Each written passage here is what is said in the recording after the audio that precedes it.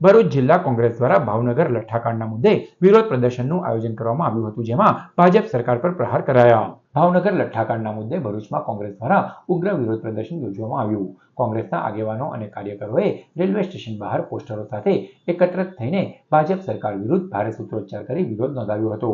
કોંગ્રેસે ભાવનગર લઠ્ઠાકાંડને લઈને રાજ્ય સરકારની કામગીરી સામે સવાલો ઉઠાવ્યા હતા અને સરકારની નિષ્ફળતાના આક્ષેપો પણ કર્યા હતા. આ સાથે કોંગ્રેસ દ્વારા રાજ્યના ગૃહમંત્રી હર્ષ સંઘવીના રાજીનામાની પણ માંગ કરવામાં આવી હતી. વિરોધ પ્રદર્શન દરમિયાન કોંગ્રેસના આગેવાનોએ ભાજપના કેટલાક આગેવાનો સામે હપ્તાખોરીના ગંભીર આક્ષેપો પણ કર્યા હતા. કોંગ્રેસે લઠ્ઠાકાંડ જેવી ગંભીર ઘટનામાં જવાબદાર નક્કી કરી કડક કાર્યવાહી કરવાની માંગ કરી હતી. સદર વિરોધ પ્રદર્શનમાં જિલ્લા કોંગ્રેસ પ્રમુખ રાજેન્દ્રસિંહ રણા, શહેર કોંગ્રેસ પ્રમુખ સલીમ અમદાવાદી, પ્રવક્તા નાઝુ ફાળવાલા સહિતના આગેવાનો અને મોટી સંખ્યામાં કાર્યકરો જોડાયા હતા. ભાવનગર ડિસ્ટ્રિક્ટમાં લઠ્ઠાકાંડનો જે બનાવ બન્યો છે, જે યુવાઓને લઠ્ઠાકાંડ દારૂ પીવાથી મૃત્યુ થયું છે અને દિલથી શ્રદ્ધાંજલિ પાઠવું છે.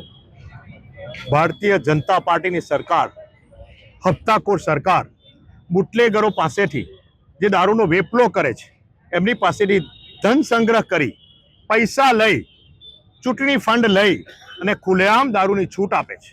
પોલીસ તમાશો જોવે છે. ગુજરાત નરેન્દ્ર મોદીની પોલીસ ગુજરાતની તમાશો જોવે છે અને એ ધન સંગ્રહ લઈ અને જ્યારે ચૂંટણી આવે છે ત્યારે આ જ બુટલેગરો, આ જ ગુંડાઓનો ઉપયોગ કરીને સામેની કોઈ પણ પક્ષ હોય વિરોધ પક્ષમાં, એ ચૂંટણી લડતો એને ડરાવવાનો, ધમકાવવાનો, એનું ફોર્મ ખેંચવા માટે આ લોકોનો ભારતીય જનતા પાર્ટીની સરકાર, ચૂંટાયેલા પ્રતિનિધિઓ અને આજે મિનિસ્ટરો એમનો ઉપયોગ કરી રહ્યા છે. 250 બોટલ અંડાયેલી છે કે 250 બોટલનો આ રીતે ઝેર થઈ ગયેલું છે લઠ્ઠાકાંડથી. તો એમાંથી પોલીસના હમણાં સોશિયલ મીડિયાના માધ્યમે મેં જોયું તો 120 બોટલ પોલીસને પરામત થઈ છે. તો 130 બોટલ હજુ ગુજરાતમાં ફરે છે. હજુ પોલીસ એને પકડી નથી શકી, સરકાર કશું પગલાં ભરી નથી શકી. આટલો બનાવ બન્યો એટલે આપણા ગૃહ મિનિસ્ટર કૂદતા નાસ્તા કહી દે કે કડક અમલ થશે. એસપી હોય, આઈજી હોય, ડીજી હોય, આમ બોલે કે હવે કડક અમલ થશે. કેટલા દિવસ? 5 દિવસ. કોઈ પણ બનાવ બને, આગનો બનાવ બને તો 5 દિવસ, હત્યાકાંડનો બનાવ બને 5 દિવસ, લઠ્ઠાકાંડનો બનાવ બન્યો 5 દિવસ. એસપી થી લઈ, ડીવાયએસપી થી લઈ, ડીજી થી લઈ, આઈજી લઈ 5 જ દિવસ. 7મા દિવસે ગૃહમંત્રી નાસ્તા રિંગ વગાડશે અને હપ્તા ગૃહમંત્રી સુધી જતા થઈ જશે ભારતીય જનતા પાર્ટીને. એટલે પાછું હતું તેનું તે, કોઈની બેન દીકરી, કોઈનો હસબન્ડ પાછો આ જ પરિસ્થિતિમાં જશે. કેટલા લઠ્ઠાકાંડ થયા અને અગાઉ બોટાદમાં પણ 2 મહિના પહેલા થઈ ગયો, કોઈ પકડાયો નથી. ત્યારે નવો લઠ્ઠાકાંડ થયો. 130 બોટલ હજુ પરામત નથી.